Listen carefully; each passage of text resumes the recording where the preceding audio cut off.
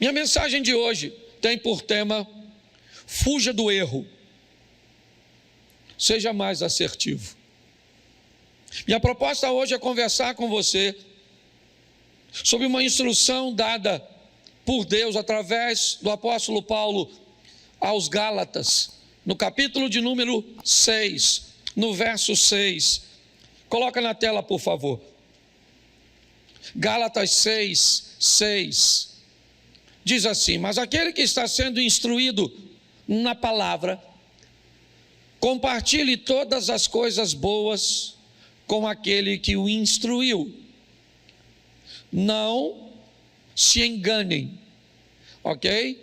Em outras traduções, está escrito: não erreis. Deus não se deixe escarnecer. Ali está dizendo de Deus não se zomba, pois tudo aquilo que a pessoa semear, isso também colherá. Você tem a outra tradução aí, Vitor? Não, tá certo? Mas repita comigo: não erreis, Deus não se deixe escarnecer, porque tudo que o homem semear, isso também ceifará. Feche seus olhos. Senhor nosso Deus e Pai, em nome de Jesus, eis aqui a Tua palavra, continua falando conosco. Usa-me como um canal de bênção nesta hora, em nome de Jesus. Você pode dizer amém? Isso. No ano de revisão é importante nós revermos algumas coisas que estabeleceram nossas crenças. Nós revemos algumas coisas cujas quais nós baseamos a nossa fé e a postura cuja qual nós acreditamos que as coisas vão acontecer. Nós temos que ter muito cuidado quando vamos analisar isso. Primeiro, que algo, para ser considerado uma tese bíblica, precisa, para alguns, de 3 ou mais versículos ou textos que baseiem esta afirmação. Nenhuma tese pode ser estruturada em apenas um versículo. Então, algumas pessoas começam a citar textos isolados, muitas vezes únicos, totalmente separados do contexto que estavam inseridos, na verdade, na Bíblia, e transformam isso numa verdade.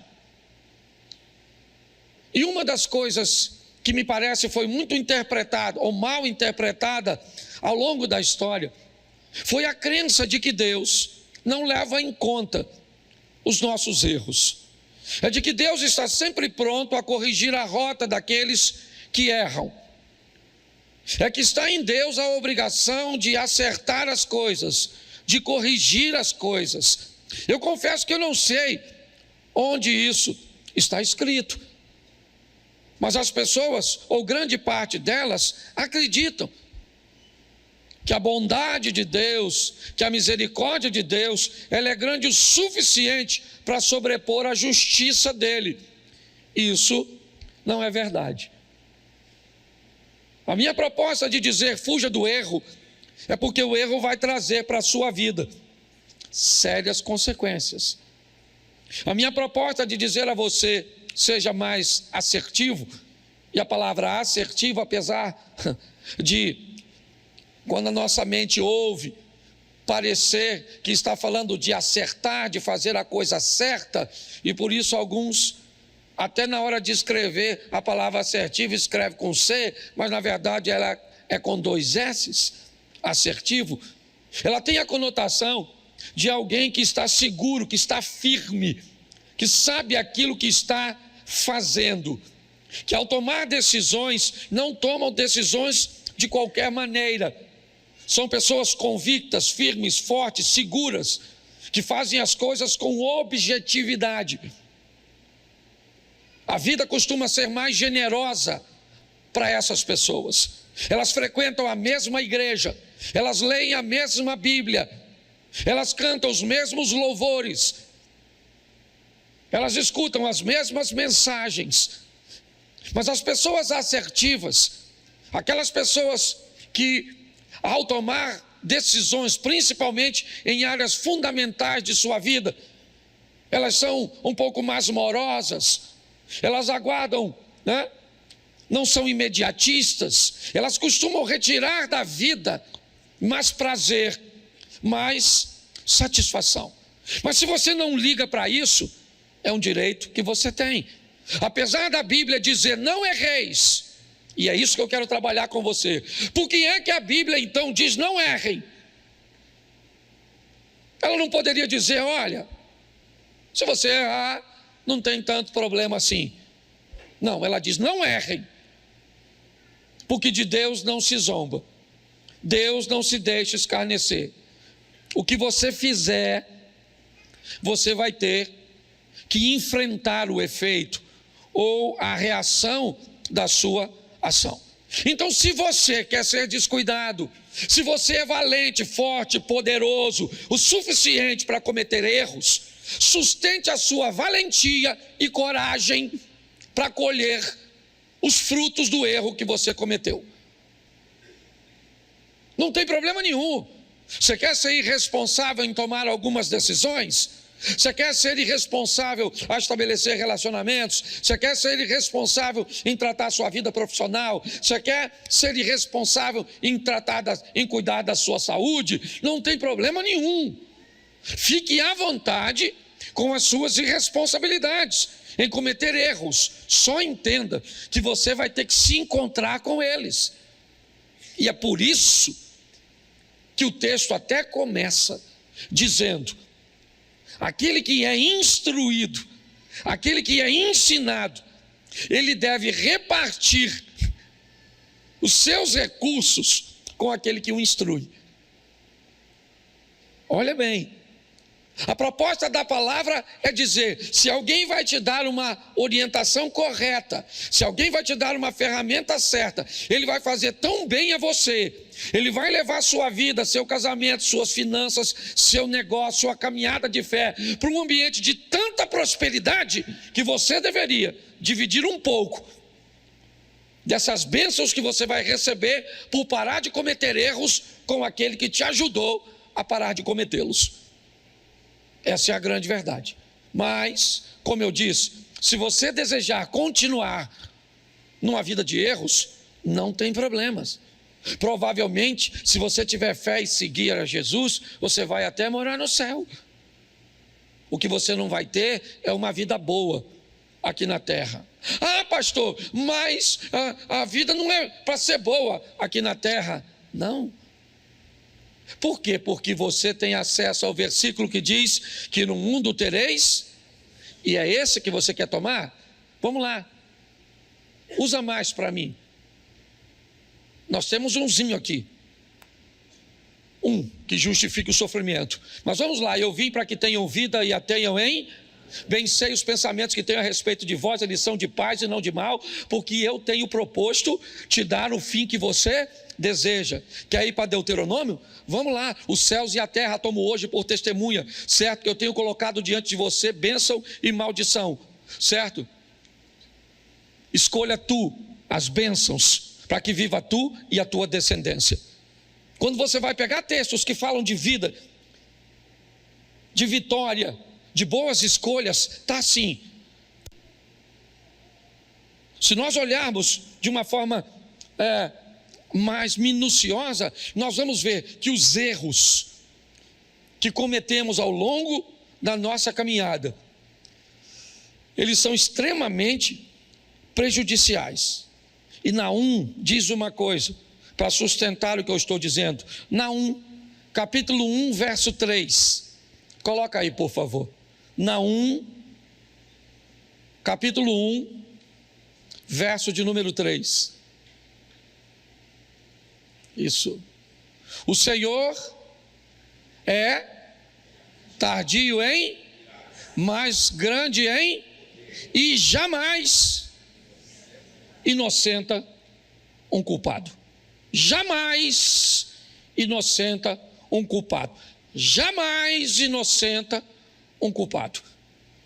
Ah, pastor, mas o sangue de Jesus não me inocentou? Eu era culpado.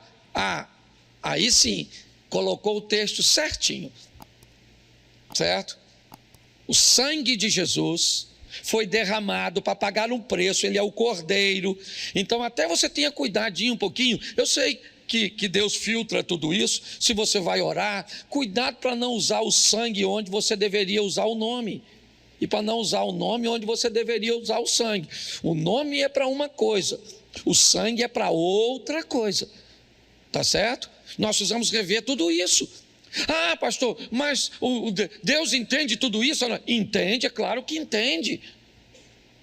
O Espírito Santo, ele corrige muitas coisas que fazemos errada, mas nós estamos num ano de revisão. Por que não entender que precisamos parar de expulsar muitas vezes um demônio usando o sangue? Na ignorância, vale. Mas, né? Nós precisamos rever, é só isso. Minha exposição é só uma exposição de revisão. Então a minha proposta agora é mostrar a você que se Deus não toma culpado por inocente, se Ele diz não errem porque vocês vão ter que se encontrar com o resultado do seu erro, nós temos a garantia de que Ele é tardio em irar-se. Sim, é só você ler a história de Sansão e você vai descobrir o quão longânimo Deus é, o quão bondoso Ele é. Você vai ver uma série de erros que Sansão está cometendo. Me permita fazer você raciocinar sobre isso.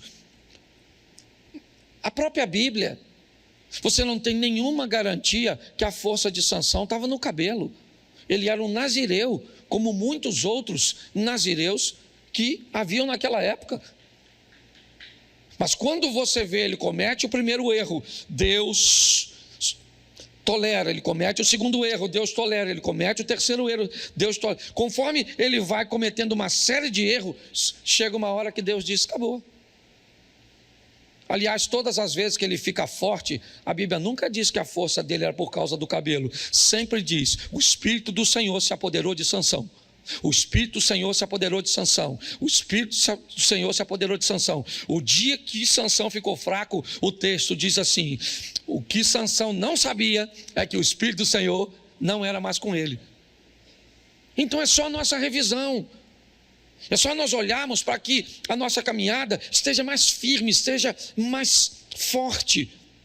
Então eu vou te mostrar o erro de algumas pessoas e vamos ver no que deu. Vamos ver se Deus entrou lá para corrigir, para arrumar a coisinha, para passar a mão na cabeça. Vamos ver se é assim que Ele lida, que aí você vai descobrir o quanto pode ser danosa uma gravidez sem um cônjuge, sem uma estrutura estabelecida. Você vai entender que Deus vai perdoar o seu pecado de ter cometido uma vida sexual fora do casamento e você engravidou. Sim, Deus vai te perdoar, você pode morar no céu, sim ou não? Isso. Mas e a responsabilidade que você agora vai ter que carregar de criar essa criança? Então os erros, eles são complexos. Então como pastor, às vezes as pessoas vêm falar comigo, eu falo, cara, gente, é muita bagunça muitas vezes. É uma série de erros que vai trazendo uma vida difícil, de gente que vai morar no céu, mas vai viver o inferno aqui na terra. Então eu vou te mostrar aqui, rapidinho, o primeiro é o erro de Davi. Deixa eu te mostrar o erro de Davi. Segundo o livro do profeta Samuel, capítulo 12, verso 13. Dá uma olhada nesse texto. 12, 13. Está um pouquinho diferente a minha, qualquer coisa eu corrijo a minha tradução e vamos ver se depois a gente coloca a minha aqui. Então Davi disse a Natã, pequei contra o Senhor. E Natã respondeu, também o Senhor perdoou o seu? Isso é fantástico. Sabe o que ele fez? Ele se deitou com a mulher do cara enquanto o cara estava na guerra. Sabe o que aconteceu? A mulher ficou grávida. Sabe o que Davi mandou fazer? Mandou matar o cara na frente de batalha. Ele foi o mandante. É isso. Deus então manda o profeta ir a ele Diga assim: você quer andar bem? Diga, você quer andar bem? Tenha profeta. Isso. Quem é profeta? Profeta é a pessoa que pode dizer para você o que ninguém pode. Você tem que ter alguém que diga para você o que ninguém pode dizer. Alguém que você deu autoridade para chamar sua atenção. Sua atenção quando a roupa está inadequada. A sua atenção quando a sua postura não está correta. Você tem que ter alguém que tenha coragem, né? Ou autoridade, não vou nem dizer coragem, a autoridade de dizer para você o que ninguém pode dizer. Natan era a representação. Aliás, ele é a salvação de Davi. Ele vai à casa de Davi e vai dizer a ele que ele fez isso. Você se deitou com a mulher do Urias, você mandou matar Urias, e Deus viu tudo isso. O que ele disse? Pequei contra o Senhor. Aí o que Natan diz para ele? Também o Senhor perdoou o seu pecado. Você não? Ele tinha que morrer. Velho Testamento, olho por olho, dente por dente. Mandou matar, morre. Natan está dizendo para ele: Davi, você cometeu um erro grave, um pecado capital. Você infringiu um dos 10 mandamentos, o decátulo do Moisés, do próprio Deus. As leis dadas no monte, escritas nas pedras. Estava escrito na pedra, não era à toa. É porque era um registro sério. E agora Deus diz para ele, através do profeta Natan: também o Senhor perdoou o seu pecado. Você não morrerá. Deus te perdoou, Davi. Você não morre. Verso 14. Mas, porque com isso você deu motivo aos inimigos do Senhor a blasfemarem? Bom, Davi, já que com a sua postura, você que é crente, anda com a Bíblia na mão, carrega meu nome, mas com esse tipo de vida que você leva, as pessoas estão falando mal de mim por sua causa. Esse assunto, Davi, veio à tona, de que o meu servo Davi, um menino, filho mais novo de uma família de 8 irmãos, que não tinha nenhuma condição de ocupar o cargo que ocupa, e eu te coloquei aí, te dei as mulheres dos reis ou do rei anterior, e se isso fosse pouco para você, Davi, eu teria te dado mais. Mas agora, Davi, você cometeu um erro. Mas fica tranquilo que você não morre. Mas o menino estava doente. E Deus disse: mas o menino morre. Mas Davi, a espada de violência que você usou contra Urias não vai se afastar mais da sua casa. Se deitou com a mulher do Urias em secreto, um dos seus, seu filho, vai deitar com as suas mulheres. Pare e pense. Dá uma olhada nisso e vê o que o erro de alguém que foi perdoado, porque ele foi perdoado, ele não vai morrer, mas a vergonha, a humilhação, o problema familiar e todas as coisas que ele colhe do erro que cometeu. Então Davi deveria saber muito bem o texto que nós lemos em Gálatas. Tudo bem que ele não tinha acesso ao texto dessa forma, né? Porque está lá na frente. Não errem. Não errem, porque isso vai dar problema para vocês. Vocês são meus servos, vão morar nos céus, está tudo certinho, mas cuidado com os erros. Eles vão te trazer problemas. Não acredite que Deus vai corrigir o que você faz de errado. Não é assim. Reveja isso. Vamos te mostrar outro? Vamos lá. O erro de Moisés. Note que eu só estou falando de homem de Deus até agora. Moisés, o homem que conversava com Deus face a face. Um dos textos para mim mais impactantes da Bíblia. Bota para mim, por favor, Êxodo 32, 32. Eu acho que é esse aí. Agora, pois, perdoa-lhe o pecado, ou, se não, peço-te que me risques do livro que escrevesse. Irmão, presta atenção no que o Moisés está conversando com Deus. No momento difícil, onde Deus está dizendo para ele: Moisés, vamos acabar com este povo. Vamos acabar com essa história do Abraão. Vamos começar uma história nós dois. Eu vou começar um povo através de você. Esse povo vai perecer aí no deserto, Moisés, e a gente começa de novo. E Moisés, com um amor por aquele povo, mas pensa em algo, sabe, só o amor poderia fazer com que ele não fosse fulminado ao dizer uma coisa dessa para Deus.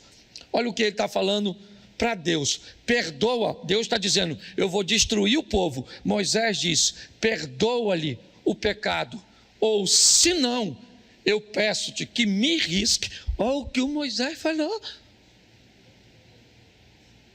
Se não fosse com amor, com humildade, estava morto. Eu só estou te mostrando isso para você ver o nível que esse cara era, o nível que Davi foi. Mas não interessa se é Davi, não interessa se é Moisés, não interessa se é Abraão, não interessa se é Paulo, se é Pedro, não interessa quem seja. Errou, meu irmão, a casa vai cair. É isso que você tem que entender.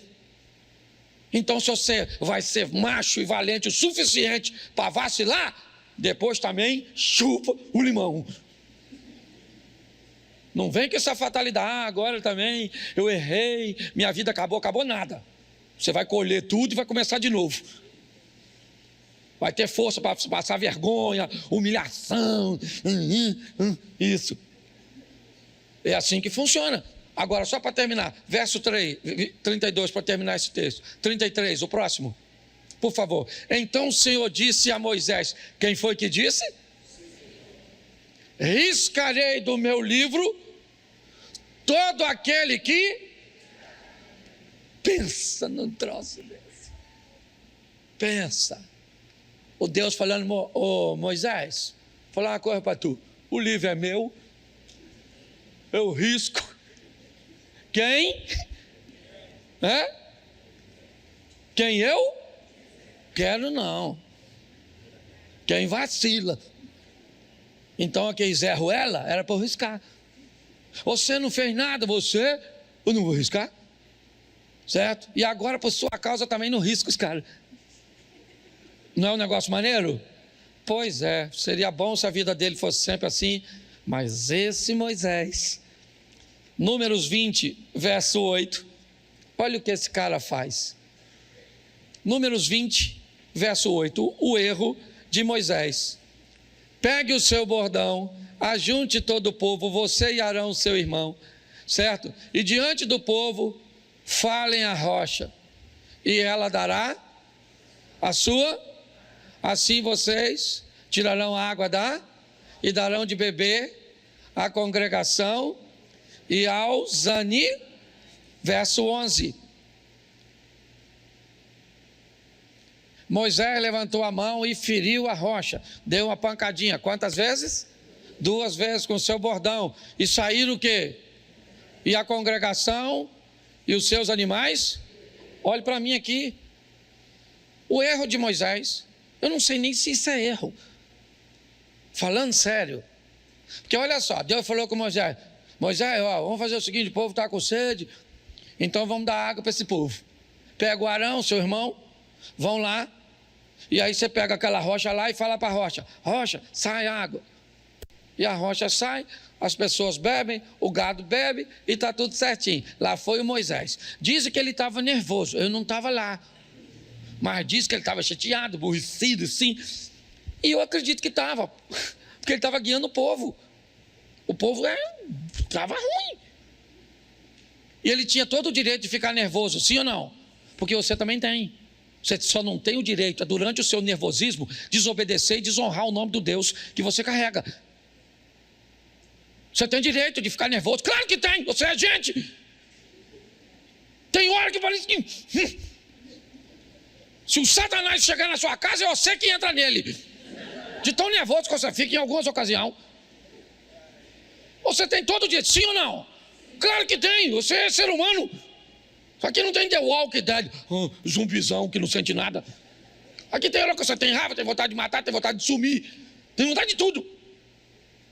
Então ele está nervoso sim. Só que Deus falou: Moisés, fala. Ele foi lá e deu 2 pancadas na rocha. O que aconteceu?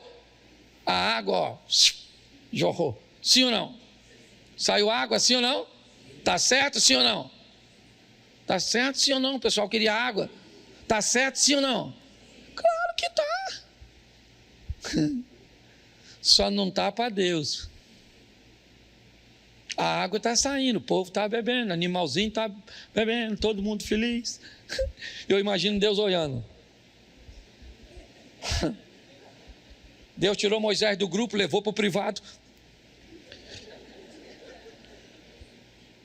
E falou: Moisés, o que eu falei contigo? Eu imagino Moisés falando: que. E Deus falou: seja homem, não gagueja não, maluco. Fez agora.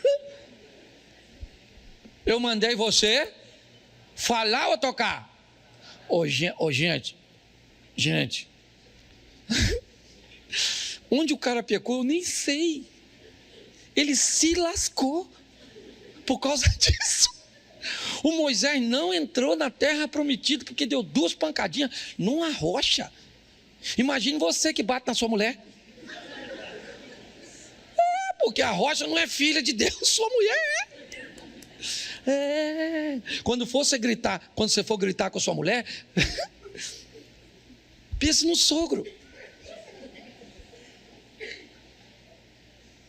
Deus falou: Moisés, tu não vai entrar não, maluco. Dá uma olhadinha aí do Monte Nebo.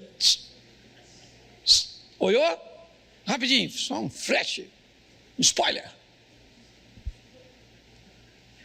Mas não entra. Gente,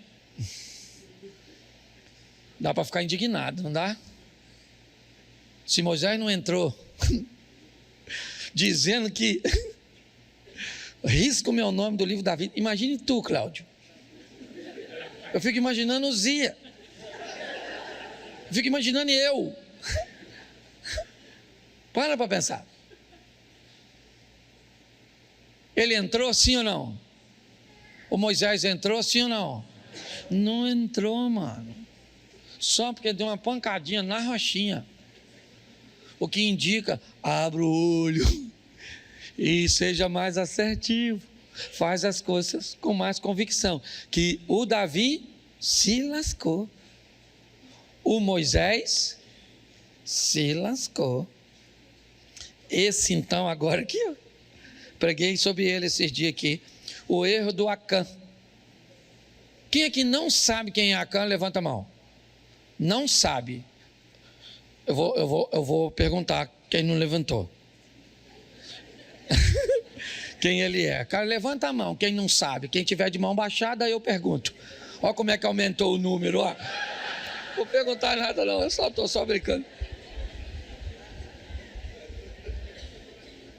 Josué capítulo 7, verso 20. Josué 7, 20. Dá uma olhada no erro do Acã.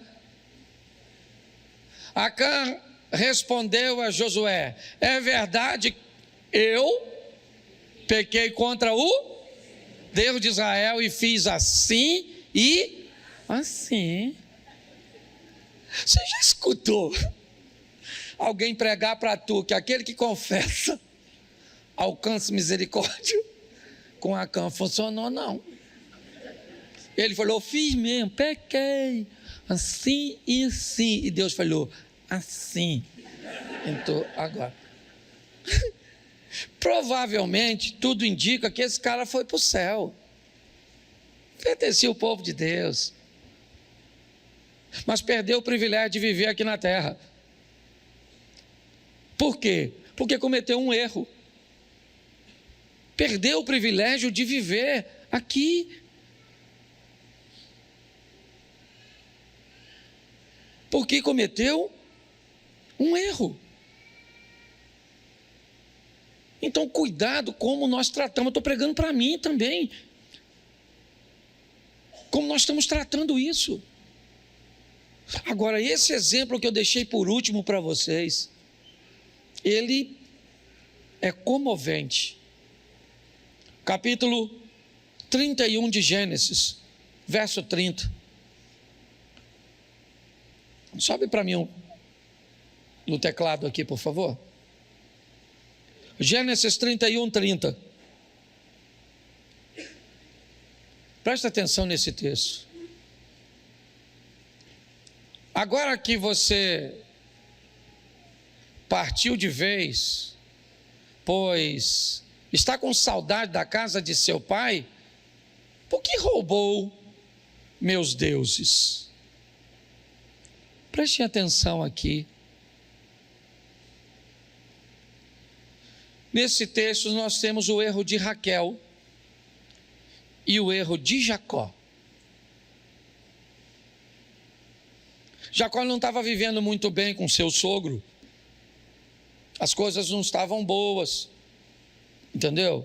Porque viver com parente nunca foi fácil. Nem para você, nem para o Jacó. Ele está tendo um problema com os cunhados. Os cunhados estão achando que o Jacó está pegando as coisas dele. Aquela coisa assim, que às vezes você bota um pudim na geladeira, morando no quintal. O pudim some. Você tem um cunhado parasita, que toma Coca-Cola toda, anda o dia inteiro com a gaiola de passarinho na rua. Tuí, tio. E você trabalhando. Hã? Você mora no quintal, você tem um filho, no quintal tem mais umas 5 crianças. Você dá um danoninho pro seu filho, tem que prender ele no canto. Come, meu filho, que eu te dou cobertura. Porque se as crianças verem o biscoito, você sabe mais ou menos isso. Isso é vida, comunidade, quase um ambiente indígena. Certo? Uma oca do lado da outra. É mais ou menos assim. E você ri de coisas que te faz chorar. Olha. Sim. Você lembra quando você morava na casa dos outros? Assim que casou. O quarto não era nem uma suíte. Para fazer amor era terrível. Não podia ter nenhuma sonoplastia. Se algum barulho. Depois, para tomar banho, um abre a porta. Você não sabe se fez amor ou roubou um banco. Não é? Coisa desse tipo. Só estou mexendo na sua memória, né? Numa revisão. Vale a pena.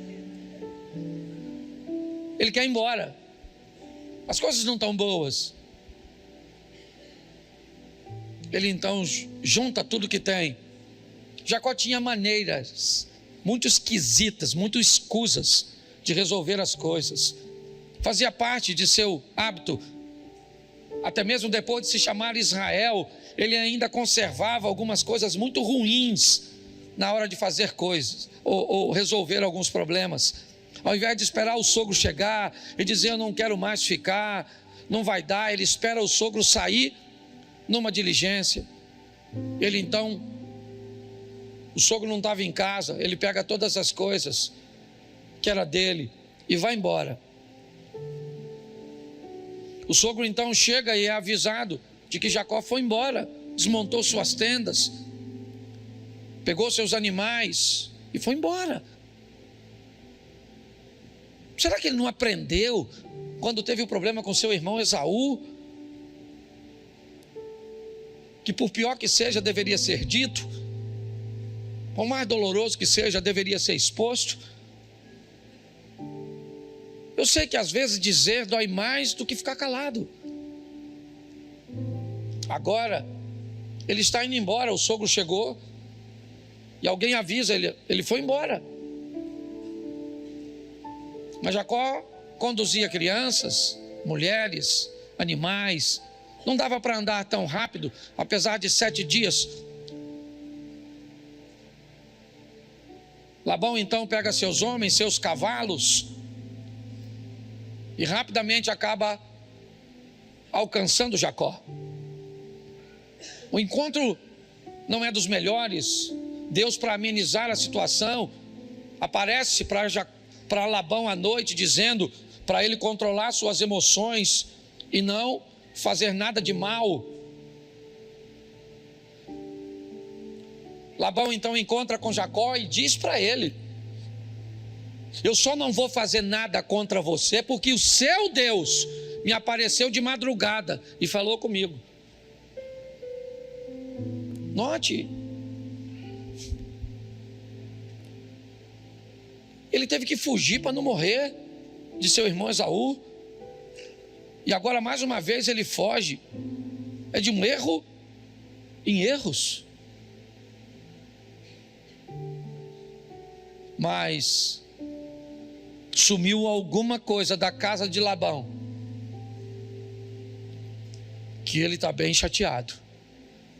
Algumas imagens de seus deuses desapareceu. Ele só precisava de um motivo. Tem alguma coisa na sua bagagem que não lhe pertence. Eu não estou aqui porque você está indo embora, eu estou aqui porque você me roubou. É isso. A tônica da história é essa. É por isso que eu vim. Porque eu cheguei em casa, tá bom. E Jacó disse: mas eu não peguei nada seu. Faz o seguinte: pode mandar seus homens procurarem, e na bagagem de quem eles acharem, que essa pessoa morra. O que ele não sabia é que quem havia roubado os deuses era sua esposa Raquel.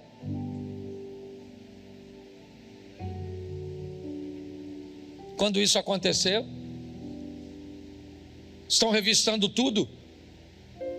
Raquel alega estar menstruada e não podia se tocar no ambiente onde ela estava. Ela então se assenta sobre os ídolos. O pai manda revistar tudo, e aí Jacó, que já não está muito satisfeito com aquela situação, diz: faz o seguinte, ó Labão, não procura só seus deuses não, suas imagens não, pode procurar aqui, e tudo aquilo que você achar aqui que for seu, você pode levar. Se tem alguma coisa, se você acha que eu trouxe alguma coisa que não era minha, pode pegar e levar. Não acharam nada. Eles foram embora. Uma falsa sensação de paz. Mas ali, Raquel assinou sua própria sentença, cometendo o erro de roubar os ídolos. Jacó vai ficar sem sua amada esposa, porque lançou uma palavra de morte sobre a mulher que ele amava. A minha proposta é só mostrar e olhar também um Deus que me parece tem muitos problemas com erros. Um Deus que não vai passar a mão na sua cabeça. Um Deus que não vai ter você por inocente se você for culpado. Mas fique tranquilo que Ele também não tem você como culpado se você for inocente. Às vezes um casal vem para mim e me diz: pastor, eu vou me separar de minha mulher. E eu digo: não dá, pastor. Deus é minha testemunha. Eu digo: então beleza. Se Deus é sua testemunha, não sou eu que vou fazer parte da promotoria. Deus não precisa de testemunhas. Ele só disse algo muito sério: um culpado diante de mim nunca se tornará inocente. O inocente nunca será um culpado. no que diz respeito à salvação, sempre que o culpado trouxer sobre si o sangue do Filho de Deus, ele o torna inocente. No que diz respeito a ir morar no céu, a viver na terra, não. Suas escolhas, elas se tornarão situações cujas quais você vai se encontrar amanhã. Vale a pena refletirmos sobre isso. Se Davi, que era um homem segundo o coração de Deus, errou, Deus disse: não morre. Mas a humilhação que você vai viver por causa do seu erro, ela não vai passar de você. Ninguém vai falar mal a meu respeito, é o que Deus está dizendo, por sua causa, e você vai ficar impune nessa terra. Ninguém vai falar mal de Deus por causa da sua roupa, e você vai. Ninguém vai falar mal de Deus por causa do seu vocabulário, e isso vai ficar assim. Ninguém vai falar mal de Deus porque você não paga, não cumpre suas obrigações. Ninguém. Deus não vai deixar isso barato, não. Você pode ter certeza que você vai ter que se encontrar com isso. Então, a proposta que eu trago para nós hoje é: não erreis. Fuja do erro. Se torne mais assertivo, mais firme, mais convicto, mais certo, mais responsável na hora de agir. E eu posso garantir a você agora, de uma forma profética, mas amparada biblicamente, esse vai ser o melhor ano da sua vida. Não vai. Desse jeito, lançando essa palavra assim, eu mando uma palavra de que é o melhor ano da vida do inconsequente, o melhor ano da vida de um irresponsável, o melhor ano da vida de alguém que comete erros e não quer consertar. Tem alguma coisa de errado. Então vamos fazer direito, vamos rever. Se atentamente ouvires a Deus e os mandamentos meus e obedecer, o Senhor teu Deus te exaltará sobre todas as nações. Onde você passar, você será abençoado. Se atentamente ouvir a Deus, é condicional. Então eu posso dizer a você hoje, biblicamente, se você parar de errar, se você for mais assertivo, mais firme, mais convicto, mais responsável, 2024 será o melhor ano da sua vida. Posso ouvir um amém?